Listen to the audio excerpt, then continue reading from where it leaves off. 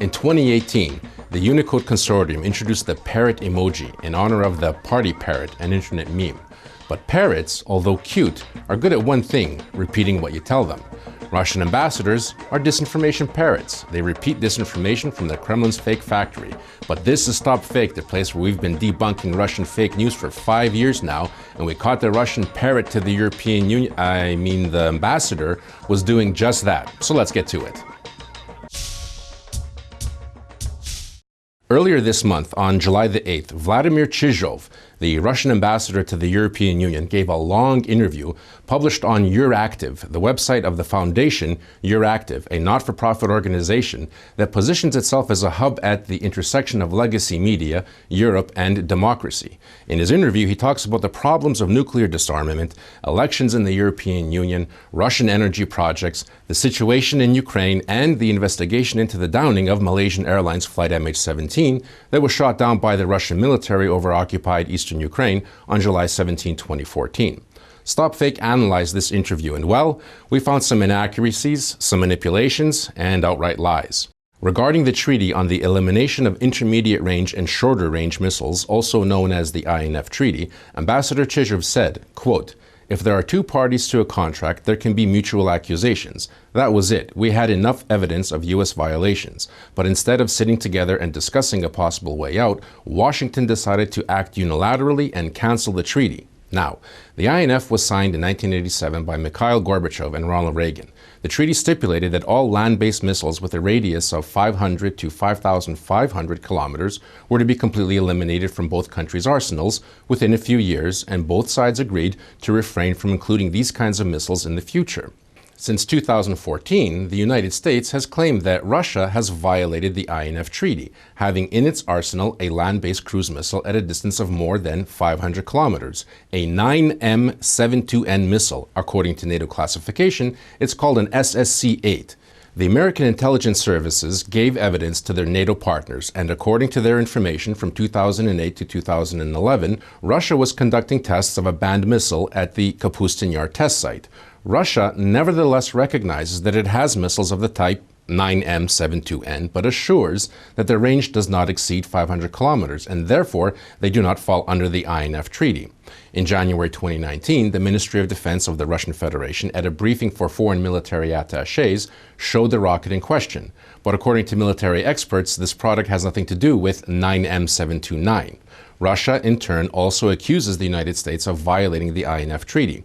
They claim the United States includes in the European missile defense system the Mk-41 universal launchers, which allegedly can be used to deploy cruise missiles, that the United States uses target missiles similar in performance to medium-range and shorter ground-based missiles, and that the U.S. is increasing its production and use of shock drones. But the evidence provided by the U.S. intelligence services was so impressive and indisputable that representatives of other NATO countries openly spoke about the violation of the treaty by Russia. Angela Merkel, the German chancellor, said, quote, "It's clear to us that Russia has violated this treaty." Speaking at the Munich Security Conference, the Polish Foreign Minister Jacek Czaputowicz said, "The consequences are enormous, but let me begin by asserting that it was Russia that violated the treaty. The contract does not exist if only one side observes it."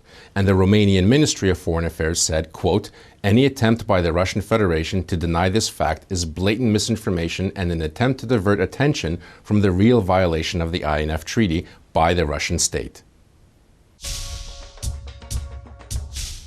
Russian political discourse around the downing of Flight MH17 can be summarized in several messages, all of which were echoed by Chizhov. For example, Russia assisted the investigation but was never included in the joint investigation team, that the JIT used questionable sources of information, ignoring all of the evidence provided by Russia, that Ukraine is responsible for not closing its airspace, and that Russia has strong evidence that Flight MH17 was shot down by a Ukrainian-made missile. When asked whether or not Russia accepts the results of the investigation into the downing of MH17, Ambassador Chizhov said, quote, "Of course we don't. That investigation failed to take into consideration whatever information Russia provided. We were open to collaboration from day one, but the composition of the JIT raises questions. Russia offered to participate, but we were refused." Now, when the investigation team was set up, it was represented by 5 countries: Malaysia, the Netherlands, Belgium, Australia, and Ukraine. Russia refused to participate in a joint investigation, saying that it was conducting its own. Russian Foreign Minister Sergei Lavrov said in September 2014 that a Russian representative was taking part in the work of the investigation team of international experts. But at the same time, he questioned the investigation work, saying there is no transparency, no accountability. And this is another example of how, when they say yes, they really mean no. In the first year of the investigation, Russian authorities have repeatedly criticized the JIT. Quote, "The Russian side, however, has accumulated a number of serious questions regarding technical and criminal investigations coordinated by the Netherlands authorities, which give reason to doubt that these investigations respond to those mentioned above criteria and are sufficiently transparent." But the JIT investigators have since 2014 made regular requests for Russian information. They kept asking, and finally, in August of 2018, the Russian side replied in writing, telling the JIT to basically stop asking. The JIT also concluded that the information that the Russian Ministry of Defense did provide was carefully analyzed and concluded it was factually inaccurate on several points. The specific factual inaccuracy the JIT is referring to is the alleged presence of a fighter plane in the vicinity of MH17. Essentially, the existence of a Ukrainian fighter plane near MH17 was a lie. Now, what about the Buk missile that actually shot down flight MH17? Chizhov said, quote, "Despite the fact that we were ready to cooperate, we sent all the data, even organized experiments with a similar rocket and similar fuselage, and provided evidence that the fragmentation holes in the MH17 aircraft looked as though they were pierced by a Ukrainian rocket. All information provided by Russia was thoroughly checked by JIT investigators. The Russian investigation resulted in a statement that the MH17 was hit by a missile fired from the village of Zaroshchensky, that is, from Ukrainian-controlled territory. In 2018, the JIT said it would verify the arguments set forth by the Russian side as soon as the Russian Federation provides all the documents, and they waited. The Russian version of Ukraine's involvement in the downing of flight MH17 was based on suspicious radar data and on stories made by two witnesses. One allegedly saw Ukrainian military equipment in a field near Zaroshchensky, the other a plane crash on a radar. The radar data provided in 2016 contradicted the 2014 radar data. Netherlands investigators have doubts about the authenticity of these images. Russian online journal Novaya Gazeta conducted its own investigation into the allegation that the missile was fired from the village of Zaroshchensky and interviewed village residents. They stated that on July 17, 2014 and earlier in the village and its environs there was no Ukrainian military, and there were no traces of movements in the fields. But around this time, there was a Donetsk People's Republic checkpoint near the village. Finally, following their investigation, the JIT was able to establish that the Buk missile system belonged to the 53rd Air Defense Brigade of the Russian Armed Forces based in Kursk, Russia. Open-source investigative journalists from Bellingcat have a detailed report tracking the vehicle as it made its way from Russia into Ukrainian territory currently under occupation by the Russian military and their proxies.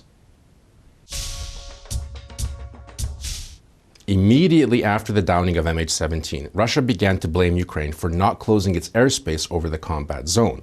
Ambassador Chizhov laments that Ukraine is a member of the investigation team, saying, quote, "While Ukraine, a country that was initially unable to close its airspace above the battlefield, was and remains a full member of the investigation team." Why blame Ukraine for not doing something? Well, before the MH17 was shot down, there was no reason to believe there was any danger for aircraft at an altitude of 10,000 meters or 30,000 feet, the altitude of most international passenger flights. However, Ukrainian military aircraft were shot down a few days earlier, on July 14th and 16th. But military aircraft flew at an altitude below 10,000 meters.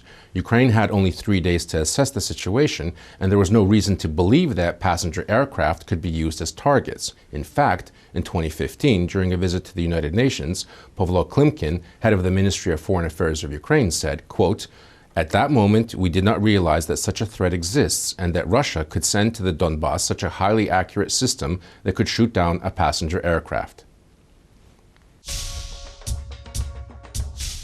Ambassador Chizhov continues obfuscating the facts already established by the JIT. For example, when asked about the skills needed to shoot down MH17, he says, quote, "And the 4 people whose names were called the culprits, they have nothing to do with active missiles. They cannot know how to press a button." Well, in fact, the 4 suspects actually do have the training. The JIT confirmed the identity of the 4 people who played a key role in transporting the Buk installation from Russia to the launch site and then driving it back to Russia after the crime was committed. International arrest warrants were issued against 4 commanders of the Donetsk People's Republic, citizens of the Russian Federation, and a Ukrainian collaborator. Bellingcat also published a large investigation in which, among other things, they proved the guilt of these militants. Take some time to read the full report. The investigation team expects this is not the last of the indictments they plan to issue. The case will begin in March of 2020. That's it for this week. You can find much more dissected disinformation on the StopFake website. Be vigilant, look out for fakes, and if you spot any disinformation about Ukraine, forward it to us for a truth autopsy. I'm Marko Suprun. Thanks for watching.